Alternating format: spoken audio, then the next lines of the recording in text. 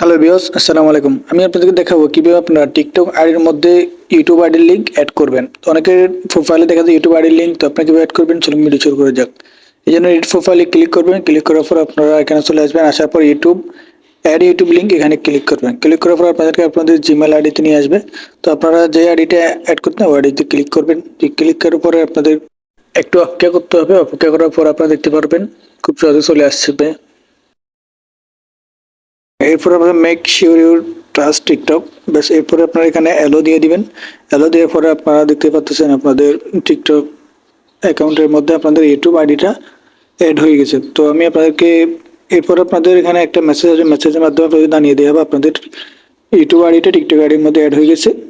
তো এরপরে আমি আপনাদেরকে একবারে দেখুন আমার প্রোফাইলে আসার পর এখানে দেখা যাচ্ছে। এরপর আমি একবার লিঙ্কে ক্লিক করে ইউটিউব আইডি চলে আসলাম প্রমাণ সহকারে। দেখুন আমার ইউটিউব আইডিতে আমাকে নিয়ে আসছে ওই লিঙ্কে ক্লিক করার সাথে সাথে।